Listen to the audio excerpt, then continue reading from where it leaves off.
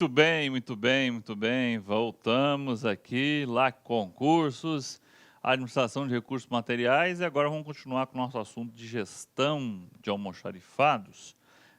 Armazenagem de materiais, né? A gente viu que os materiais são armazenados no almoxarifado, enquanto o produto final ele é armazenado no depósito, tá ok? Uma questão que é muito recorrente. Agora nós vamos ver como eu vou fazer para armazenar alguns tipos de materiais em função da sua periculosidade, em função do seu tamanho, do seu volume. Então a gente vai ver aqui, e dentre outras coisas, né, embalagens, a gente vai ver alguns transporte, como que eu faço o transporte desses materiais, formas de transporte, formas de guardá-los, né? Então, vamos lá. Então, a armazenagem de materiais pode ser entendida como atividade de planejamento e organização das operações destinadas a manter e abrigar adequadamente os itens de material, mantendo-os em condições de uso até o momento de sua demanda efetiva pela organização. Uma armazenagem racional tem por objetivo principal a minimização dos custos, sempre, né, gente? Sempre a ela inerentes. De uma forma não exaustiva, podemos relacionar da seguinte forma os objetivos da armazenagem. Quais são os objetivos dela?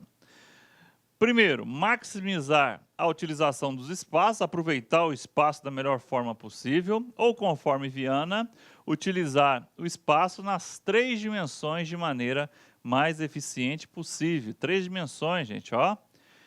Comprimento, largura e altura. Levar em consideração isso, né? Os empilhamentos corretos, né? A utilização de pallets, a pessoa não sei o que são pallets, a gente vai aprender. A utilização de engradados, engradados você já ouviu falar, né? Aqueles engradados de, de garrafas de cerveja, né? Por que que tem aquela estrutura certinha para encaixar, né? Para eu poder empilhar, para seguir aqui o que o Viana nos traz, né? A ocupação, perdão, do espaço nas 3 dimensões, ou seja, comprimento, largura e altura, tá? Não só num mesmo nível. Segunda situação, prover acesso facilitado a todos os itens do material, perfeitamente. Uma boa organização de um almoxarifado vai permitir, por exemplo, o trânsito correto de empilhadeiras, pessoas, e sempre trazendo o quê? Segurança para tudo isso. Prover proteção aos itens estocados de forma que sua manipulação não incorra em danos, né? Nós temos aí materiais às vezes perigosos, materiais explosivos, né? Dependendo da área que a organização atua. Prover um ambiente cujas características não afetem a qualidade e integridade dos itens estocados, né? Estocá-los da forma correta, para eles não serem expostos a algo que comprometa a sua integridade. Por exemplo, um estoque de ração, ou de matéria-prima para ração, melhor dizendo. Eu não vou colocar num almoxarifado onde tem uma umidade elevada, né? Isso vai prejudicar. Então tem que ter todo esse cuidado. E apresentar um arranjo físico que possibilite o uso eficiente de mão de obra e de equipamentos, né? Um arranjo físico que a gente chama de layout, um layout que permita o trânsito livre das pessoas sem risco, né? E de equipamentos também. Então, critérios de armazenagens conforme Viana. A armazenagem pode ser categorizada em 2 grupos, a saber, ela pode ser simples ou complexa. Então, a armazenagem simples envolve materiais que, por suas características físicas ou químicas, não demandam cuidados adicionais do gestor de almoxarifado. Então, são materiais que são de fácil estocagem, sem se preocupar com temperatura, se são explosivos, se são materiais que de fácil combustão, então são considerados armazenagem simples. Em contrapartida, a armazenagem complexa é inerente aos materiais que carecem de medidas especiais em sua guarda. Então, conforme o Viana, nós temos dois grupos de categorias: as armazenagens simples e as complexas. Professor, qual que nós vamos nos focar? Lógico que na complexa, né, que mais cai em concurso, e a simples é fácil a definição dela, né? Então, os aspectos físicos ou químicos dos materiais que justificam a armazenagem complexas podem ser assim listados. Então, eu tenho situações químicas e situações físicas, ou seja, situações inerentes à parte física, corpórea dos materiais, ou a parte química, né? Parte química, se um material, um líquido que evapora, né? Então, tem todos esses aspectos aí. Então, nos aspectos físicos, eu vou analisar a fragilidade, o volume, né, tridimensional, o peso e a forma desse material. E nos aspectos químicos, né? Olá, meus amigos, minhas amigas, sou o professor Luiz Antônio Carvalho, estou aqui para fazer um convite muito especial para você que está estudando para o concurso do Pedro II 2019, edital publicado, edital na praça, e nós aqui da Lá Concurso, nós preparamos um curso completaço, ponto a ponto do edital, pode ter certeza disso, super atualizado, muito competitivo, com o melhor custo-benefício do mercado. Apenas 10 parcelas de R$15, 120 dias de acesso, você vai ter direito a esse nosso curso fabuloso. Inclusive, essa videoaula que está no YouTube é uma videoaula demonstrativa aqui da Lá Concursos, tá? Uma aula demonstrativa para vocês conhecerem a qualidade do nosso professor. Tudo bem, meus amigos? Então, espero vocês. Tem um link aqui embaixo para você se matricular na Lá Concursos. Pode ter certeza absoluta que este curso é muito competitivo. Tá certo, meus amigos? Espero vocês. Tchau, tchau.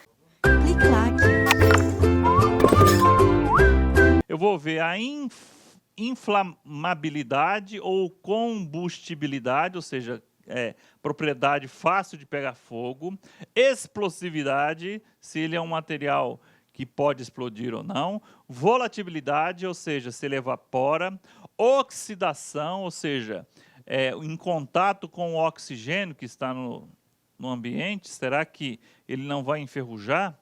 Potencial de intoxicação, radiação, né? Se ele é um material radioativo, perecibilidade, por exemplo, gêneros alimentícios, né? Perecibilidade aqui é que perde a validade ou que vencem.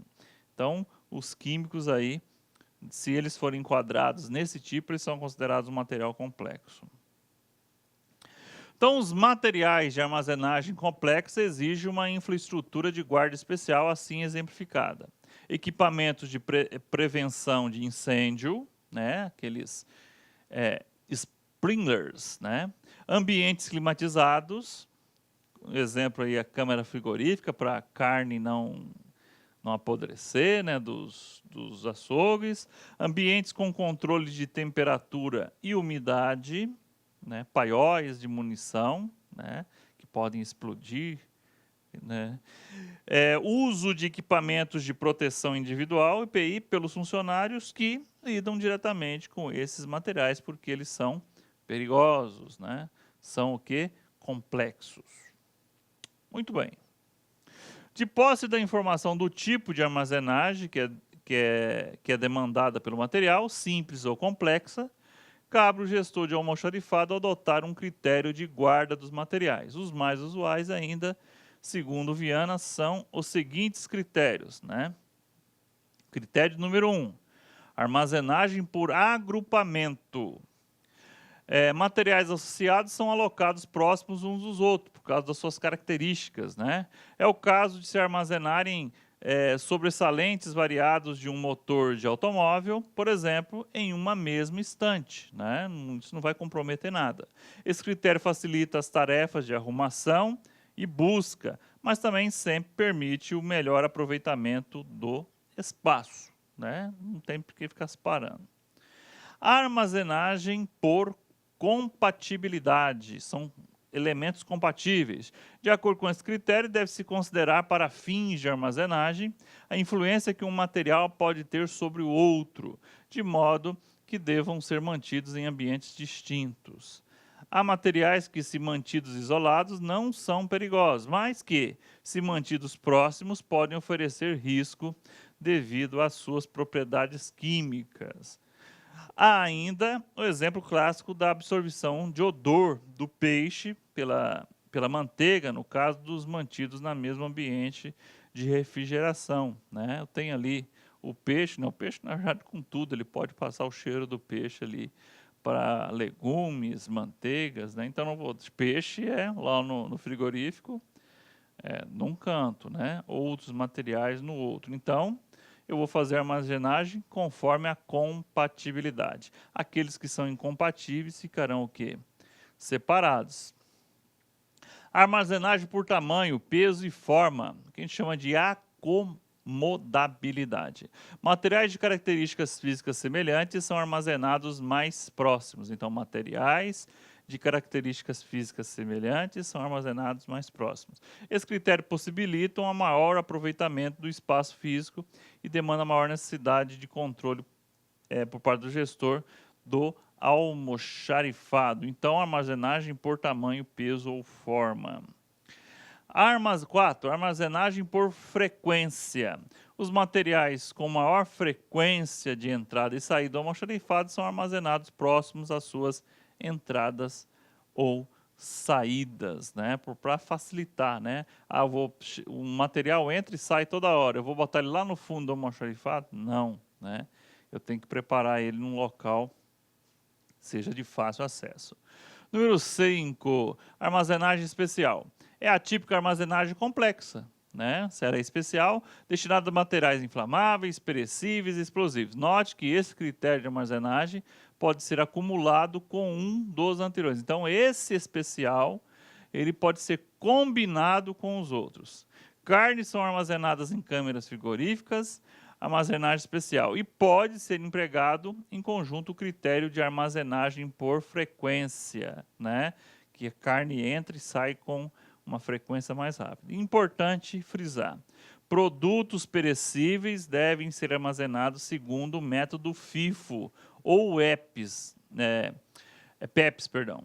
Primeiro que entra é o primeiro que sai, né? Primeiro que entrou é o primeiro a sair, porque ele vence, né?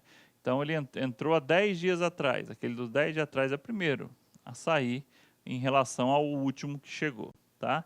Então, é um assunto que a gente já aprendeu aqui, né?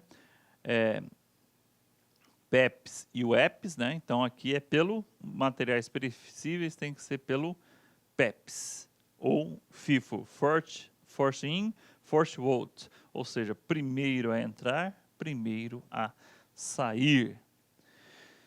Vamos lá, armazenagem em área externa. É possível? Sim, né? Esse critério é aplicável a materiais que podem ser armazenados em áreas externas. Por exemplo, automóveis acabados armazenados em pátios, apesar que é um produto, né, já. Reduzindo custos e ampliando o espaço interno do almoxarifado para materiais que necessitam de maior produção ou de cobertura, né? Então, eu posso ter aí materiais que podem ficar no ambiente externo sem cobertura. Eu chamo de armazenagem em área externa. Ou em galpão, né? Coberturas alternativas. Trata-se de uma solução para a obtenção de uma área coberta sem incorrer em custos de construção atinente à expansão do almoxarifado. Em geral, a cobertura é de PVC. Então, é uma outra forma aí. 7ª e última, né? Principais equipamentos de armazenagem. Isso cai muito em concurso, né? Quais são eles os principais? As prateleiras, os contenedores ou containers, muito utilizado para transporte em navios e carretas e trens. Eu já vou te explicar para você. Pallets ou pallets, já traduzido, né? Mas a gente conhece muito aqui. Os pallets, eles são muito vistos nas organizações, a gente vai ver Quais são as características dele aqui? Tem um dado interessante. Aqui do container também tem um dado muito interessante. Engradados, né? Engradado de cerveja. Caixas ou gavetas, né? Caixas ou gavetas. Então vamos ver cada um deles aqui. Nós temos inclusive a imagenzinha deles aqui. As prateleiras, né? Você pode até ver aqui, se você não, depois você, não sei se você copiou aí o material, a prateleira que você vê no supermercado, né? Igual aquela do supermercado, mas aqui no almoxarifado. A prateleira é ideal para colocar pequenos, né, materiais. Pode ser de aço ou madeira, né? As prateleiras, mas o ideal é que sejam de aço. As de aço, apesar de mais caras, possuem maior durabilidade e não são atacadas por insetos, né? Por cupins, né? Por traças. Então, o ideal é que seja de aço. De forma geral, as prateleiras têm a propriedade de alocar em materiais de dimensões variadas, né? Vários tipos aí. E materiais de pequeno porte também, né? Que são fáceis de transportá-los. Apesar que existem prateleiras que absorvem pallets. Então, essas prateleiras elas são enormes, né? Então, os pallets podem estar em prateleiras. Lembra aí, se você conhece algum supermercado atacadista aí na sua região, você vai ver aquelas prateleiras enormes, né, no atacadista, né, em que eu preciso das empilhadeiras para alcançar os materiais, né? Os materiais eles estão em cima de pallets. Deixa eu ver o que são os pallets já já. Containers ou contenedores, né? São essa estrutura, você já deve ter visto também em algum filme, ou se você é da região litorânea, a gente vê muitas regiões litorâneas brasileiras, nos portos, né? Olá, meus amigos, minhas amigas, sou o professor Luiz Antônio Carvalho, estou aqui para fazer um convite muito especial para você que está estudando para o concurso do Pedro II 2019.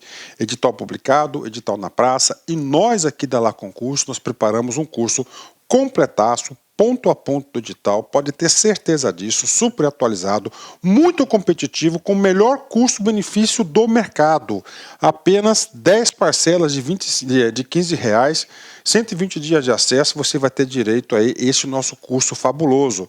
Inclusive, essa videoaula que está no YouTube é uma videoaula demonstrativa aqui da Lá Concursos, tá? Uma aula demonstrativa para vocês conhecerem a qualidade do nosso professor. Tudo bem, meus amigos? Então, espero vocês. Tem um link aqui embaixo para você se matricular na Lá Concursos. Pode ter certeza absoluta que este curso é muito competitivo. Tá certo, meus amigos? Espero vocês. Tchau, tchau. Principal instrumento para transporte. Também pode ser para guarda, professor? Também pode ser para guarda, né? E ultimamente, nos últimos anos, os containers têm sido usados também para montar lanchonetes, né? Food trucks, né? Food truck não, né? Truck é carro, né? Lanchonetes aí, ou baladas em containers, né? O pessoal está tendo essas ideias. Mas o container, ele é esse desenho aqui. E o container tem algumas características. Vamos ver aqui primeiro, eu vou falar das características para você. Caixas metálicas retangulares, ou seja, retangulares, hermeticamente fechadas, ou seja, bem seladas, destinadas ao transporte intermodal de mercadorias, ferroviário, rodoviário, marítimo ou aéreo. Interessante isso aqui.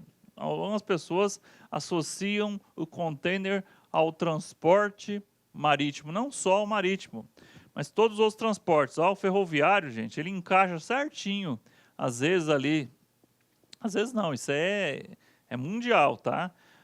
No vagão do trem tem um encaixe perfeito para um container. No caminhão também, né, que é o rodoviário, nas carretas, eu tenho o encaixe perfeito, porque eu posso transportar pela carreta, chega lá no porto para levar esse container, eu já pego ele direto da carreta e coloco direto lá no navio, tá?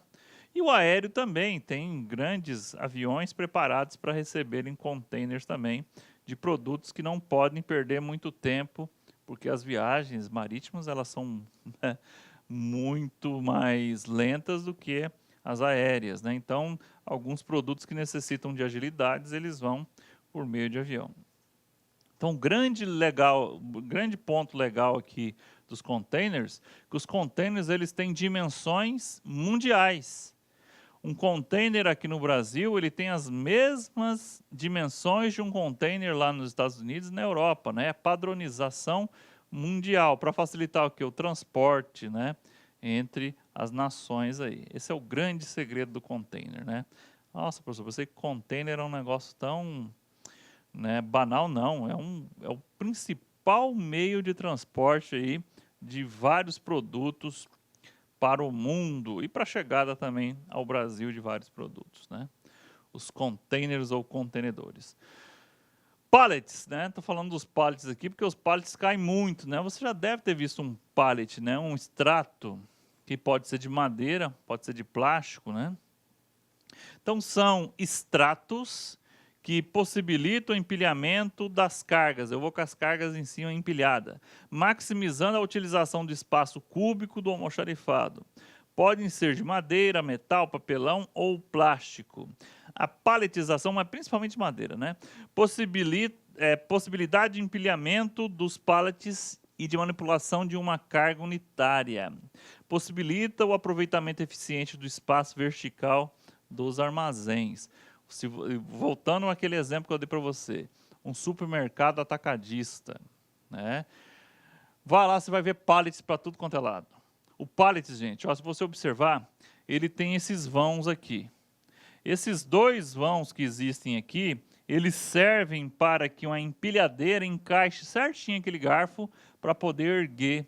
Então o pallet ele é essencial nos almoxarifados para usar as empilhadeiras. E outro detalhe, os pallets também, assim como os containers, eles têm padrões mundiais. O pallet ele é retangular, ou seja, ele é um quadradão de 1,10 m por 1,10 m. Isso é padronizado.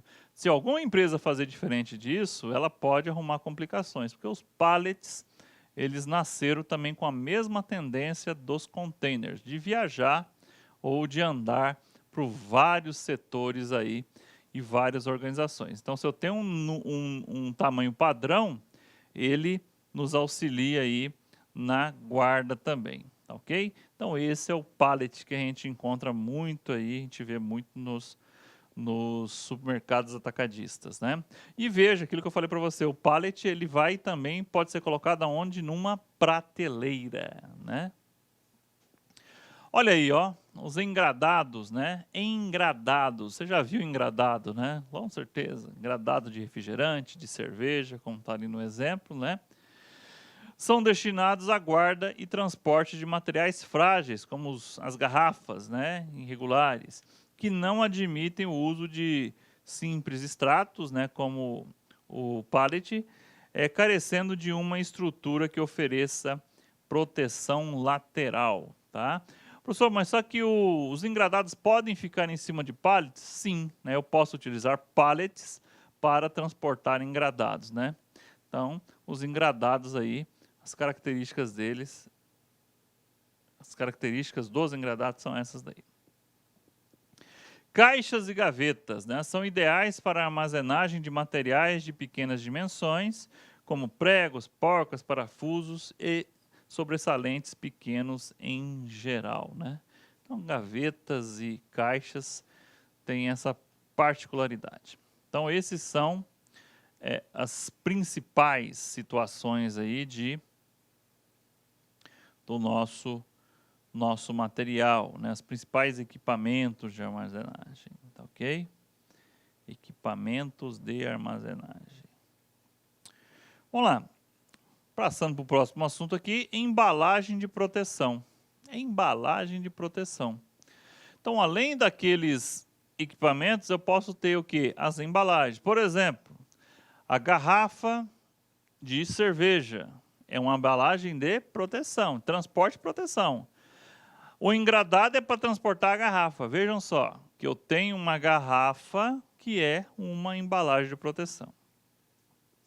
Então, ao longo das atividades de movimentação e armazenagem de materiais, as embalagens detêm papel fundamental na conservação e proteção dos produtos. Em termos de função exercida por uma embalagem, há 3 categorias passíveis de classificação. Vamos lá. Nós temos a embalagem primária, a embalagem secundária e a embalagem terciária. Embalagem primária é aquela que possui contato direto com o material. Por exemplo, a caixa de Tetra Pak, que é marca registrada, né? Que reveste 1 litro de leite.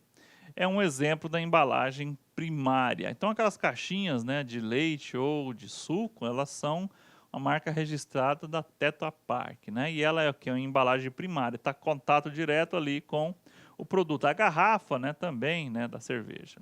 Embalagem secundária. Então, eu tenho a embalagem primária, que está em contato direto com o produto. Secundária, atua com a proteção e acondicionamento racional das embalagens primárias. Uma caixa de papelão que contenha 8 litros de leite é uma embalagem secundária. Aquela caixa, não estou falando da caixinha do leite, estou falando daquela caixa que embala os 12 leite ali, né? Ou 24 em algum caso. E a embalagem terciária, empregada para facilitar o processo de movimentação. Embalagens de materiais. Um pallet, né, tá lá, com 10 caixas de papelão, cada uma com 8 litros de leite, é um exemplo de embalagem terciária. Então, tem embalagem primária, que o principal palavra-chave dela é contato direto com o produto. A secundária é a embalagem das embalagens. E a terceira é aquela que serve para transportar. O pallet é um exemplo aí. Ok? Então, quais são os objetivos da embalagem ou das embalagens? Contenção, proteção, comunicação e utilidade. Então, são os 4 objetivos das embalagens: contenção, proteção, comunicação e utilidade. Vamos ver cada um deles aqui. Contenção. Uma embalagem deve ser efetivamente conter o produto, evitando vazamento e garantindo devida segurança às pessoas encarregadas do manuseio, especialmente quando falarmos de materiais perigosos. Então, a contenção é para evitar que o material fuja de dentro dessa embalagem, né? Proteção. Uma embalagem deve ser capaz de promover a proteção ao produto durante a atividade de armazenagem e movimentação. A proteção deve-se aos riscos atinentes à vibração, ações climáticas gerais, variação abrupta de temperatura, umidade, etc., empilhamento e choques. Então, a proteção é para proteger. Um é para conter, o outro para proteger. E comunicação.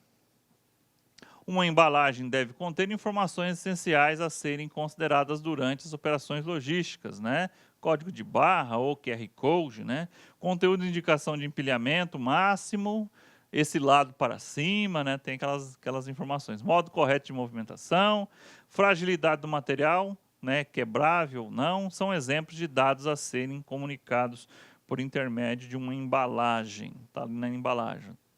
Uma televisão, está lá, frágil, né? Esse lado para cima, você já deve ter visto isso aí já em alguma embalagem.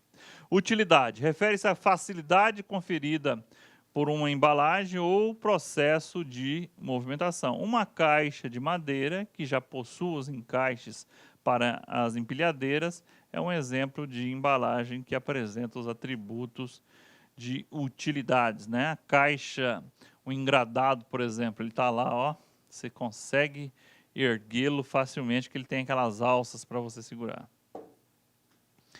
Matérias-primas empregadas na confecções de embalagens, né?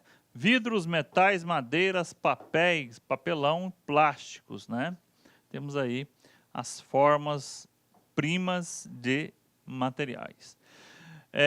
Vidros, material 100% reciclável, né, que ele é retornável, você também pode reciclá-lo também derretendo ele de novo e refazendo um novo vidro.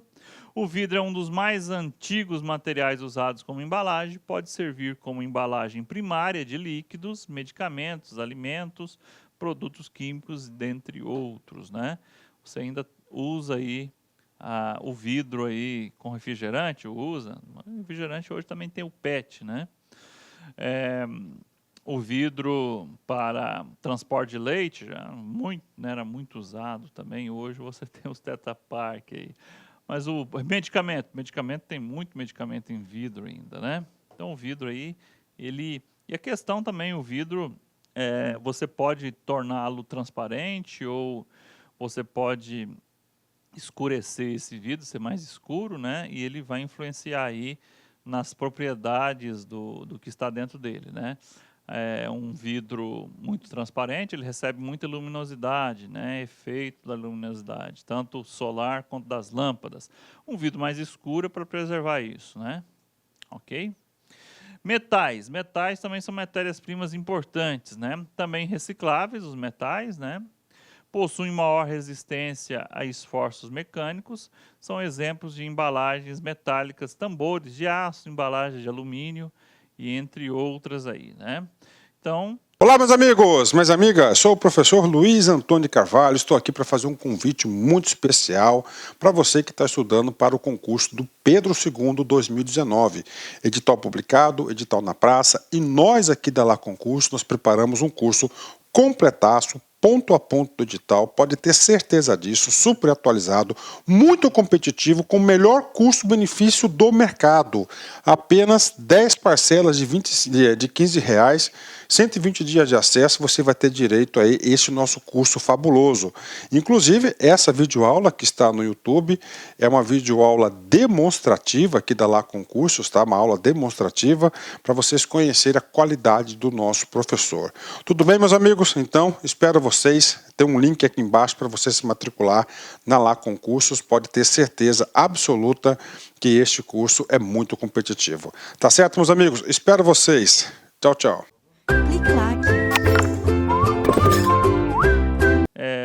A latinha da cerveja, né, embalagem de alumínio, os tambores para transportar petróleo, são exemplos aí de embalagens que se originaram de metais.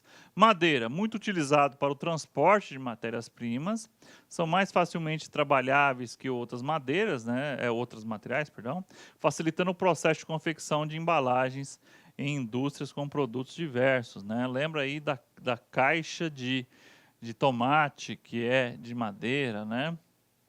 E assim por diante, né? Mais simples do que fazer de vidro ou de metal, por exemplo, né? Lógico. Papéis, muito usado também, né? Matérias-primas biodegradáveis, ou seja, e reciclar biodegradável, que o meio ambiente o consome com uma facilidade maior do que outros, né? O papelão aí, ele derrete e ele tem um tempo de vida bem mais rápido que outros materiais.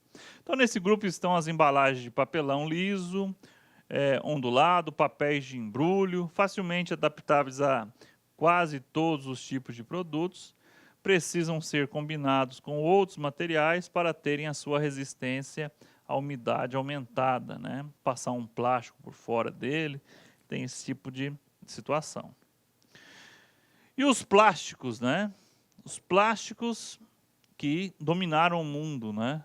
E dominaram o mundo de tal forma que os plásticos, eles hoje são um problema ambiental imenso, né? As garrafas PETs, os canudos, né?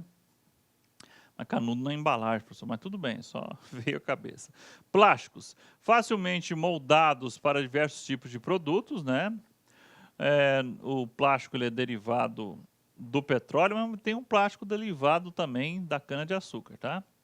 No Brasil, compõem grupos com maior representatividade do mercado, né? Hoje em dia, os plásticos invadiram o mercado de um jeito absurdo. Sacolas, PETs, né? Principalmente as garrafas PETs, né? Foi um grande boom da década de 90 para cá. Fazem parte desse grupo os materiais como o polipropilena, o PP, o poliestileno, o PS, o policloreto de vinila, o famoso PVC, o cano de PVC que você lembra, mas eu posso fazer uma embalagem de PVC, polietileno teraftalhado, o chamado PET, que está nas garrafas de refrigerante aí, polietileno de alta densidade, PAD, né? E lembrando que o plástico também pode ser aí da cana-de-açúcar, né? Esse dura menos tempo no meio ambiente, tá? Mas se puder evitar o plástico, gente, o meio ambiente agradece. Vamos lá. Falando ainda dessa parte, agora falando do arranjo físico, né? Layout do almoxarifado. Com o desenvolvimento geral do sistema produtivo, observando nas últimas décadas, a disposição física das áreas de armazenagem foi merecedora de maior atenção, né? Hoje nós temos que aproveitar os espaços, como Viana disse, né? Nas 3 dimensões, né? Comprimento, largura e altura, né? Se eu ficar só na largura, professor, eu vou perder o espaço que é aéreo. E hoje os espaços aéreos, eles são determinantes. Mais uma vez eu peço para você se lembrar de um supermercado atacadista que tem as prateleiras lá em cima, né? Lógico que eu vou precisar aí de uma empilhadeira para ter acesso, mas que reduza o ocupamento de espaço, sim. Nesse sentido, a definição de layout deixou de ser meramente intuitiva e passou a ser estabelecida a partir de técnicas de visualização da dinâmica de movimentação dos materiais no armazém. Dessa forma, hoje é considerado como layout de um almoxarifado o arranjo de homens, máquinas e materiais dispostos de modo que sua dinâmica possa se dar dentro dos padrões máximos de economia. Mais uma vez o Viana nos ensinando aí. Ok, dentro do layout, gente, nós precisamos ver um negócio interessante que o Mitter, né? Para Mitter, em 1968, a chave para uma definição satisfatória de layout inicia-se com a definição das características referente aos itens de material, né? Tem então ter bem catalogado. Esse diagnóstico inicial denomina-se chave PQRST. Tem a chave do negócio. E pode ser bem ilustrado pelo esquema abaixo desenvolvido pelo Mutter. Vamos lá, ó. Chave PQRST. Eu vou fazer a análise do produto, qual produto que é, a quantidade e o volume desse produto, né, ou desse material. Vamos falar de material. O roteiro, o processo que eu utilizo para guardar ele, os serviços de apoio que existem e o tempo, por quanto tempo eu vou ter que manter esse material. Essa aqui é o esqueminha da chave PQRST.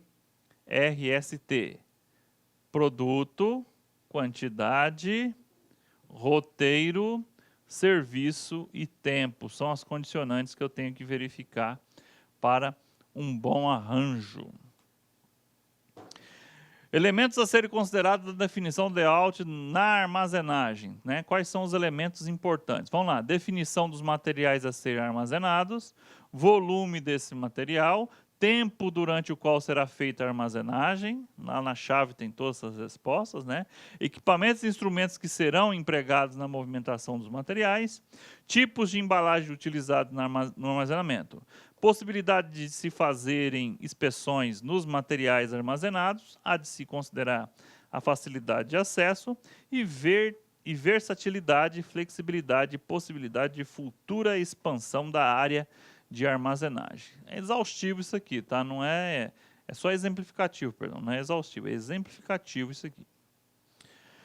Critérios de localização de material. No que se refere ao sistema de localização dos itens no material, 2 são os critérios passíveis de serem empregados. Sistema de estocagem fixo ou sistema de estocagem livre. Vamos lá, vamos recorrer aos nossos grandes auxiliares autores aí. Sistema de estoque fixo. Há a pré-determinação da área de estocagem específica de acordo com o tipo de material. Se por um lado esse sistema facilita o controle, para o outro suscita o desperdício de área de armazenagem, já que a falta de um tipo de material acarreta áreas vazias, ao passo que o outro tipo de material em excesso em outras áreas ficaria no corredor. Vou dar um exemplo para você, o silo. O silo é para receber o quê? Só grãos. Se eu não tiver grãos, fica lá, vazio, né? Eu não posso colocar outra coisa lá dentro. Então, a estocagem fixa, ela tem esse pequeno problema aí. Já a estocagem livre, por exemplo, prateleiras, pallets, né? Eu posso ali reorganizar ela com facilidade. Não existem locais pré-determinados para estocagem, a não ser para materiais que demandam estocagem especial. Nesse sistema, os materiais vão ocupando os espaços vazios no almoxarifado, o que exige um elevado controle sobre o risco de incorrer na existência de material perdido em estoque, né? Então, esse é o cuidado que eu tenho que ter. Os televisores, não, né? Vamos dar um exemplo. Os motores, né, que são materiais. Nessa semana ficou no corredor H, no outra semana esvaziou, aí esvaziou o F, chegou novos motores e botei, então tem que tomar cuidado, né? Esse é o único cuidado que a gente tem que ter. Mas a estocagem livre, gente, ela se aproveita melhor do espaço, né, da organização. Vamos lá, as estratégias de utilização, questões, né? As estratégias de utilização dos diferentes tipos de unidades de armazenagem dependem dos objetos organizacionais, dos objetivos organizacionais. Falso. As estratégias que eu vou utilizar nos tipos de estocagem e armazenagem, eu tenho que levar em consideração quais são os objetivos da organização. Isso é, lógico que é errado, né, gente? Essa questões do CESP, gente. Certo. Errado, perdão. Questões do CESP, eu já ia perder -1 na prova, né? Errado. Às vezes, questão do CESP, você não precisa nem saber da matéria direito para saber se está certo ou errado. Os equipamentos e instrumentos utilizados na movimentação de materiais em estoque independem da estrutura física e do layout da... Independem não, lógico que dependo, né? Eu vou fazer um corredor estreitinho que eu não consigo passar uma empilhadeira? Lógico que dependem, né? Errado. Lógico que depende do layout. Errado. Então, questão 1 e 2, erradas. Questões erradas. Lógico que dependem. Vamos lá. Questão 3. A paletização, ou usar pallets, impede a utilização do espaço aéreo do almoxarifado. Falso. Falei para você se lembrar do quê? Que os pallets nas empilhadeiras eu posso colocar nas prateleiras lá em cima, né? Lá em cima. Não impede, não. Os pallets, inclusive, eles são muito importantes nesse processo. Isso também é errado. Mais uma questão para o book aí para vocês, tá ok? Muito bem, meu povo de Deus, ficamos por aqui, né? Sempre lembrando aí do nosso WhatsApp, 65999719373, nosso WhatsApp, e eu espero que você avalie positivamente a nossa aula aí. Isso é muito importante para a gente continuar aí com esse espírito aí de ajudar você a passar em concurso, que é o nosso grande objetivo, gente. Vocês não sabem o quanto que a gente torce por vocês que estão aí do outro lado aí nos assistindo, e torce verdadeiramente, né? Porque a gente quer que vocês brilhem nesse sol maravilhoso aí, chamado concurso público, tá ok? Pode contar com a gente aqui, tá? Mandem questionamentos, mandem perguntas, que a gente está aqui para poder responder também, tá ok? Forte abraço, fique com Deus e até a próxima. Olá, meus amigos, minhas amigas, sou o professor Luiz Antônio Carvalho, estou aqui para fazer um convite muito especial para você que está estudando para o concurso do Pedro II 2019. Edital publicado, edital na praça, e nós aqui da Lá Concurso, nós preparamos um curso completaço, ponto a ponto do edital, pode ter certeza disso, super atualizado, muito competitivo, com o melhor custo-benefício do mercado. Apenas 10 parcelas de R$15, 120 dias de acesso, você vai ter direito a esse nosso curso fabuloso. Inclusive, essa videoaula que está no YouTube é uma videoaula demonstrativa aqui da Lá Concursos, tá? Uma aula demonstrativa para vocês conhecerem a qualidade do nosso professor. Tudo bem, meus amigos? Então, espero vocês. Tem um link aqui embaixo para você se matricular na Lá Concursos. Pode ter certeza absoluta que este curso é muito competitivo. Tá certo, meus amigos? Espero vocês. Tchau, tchau.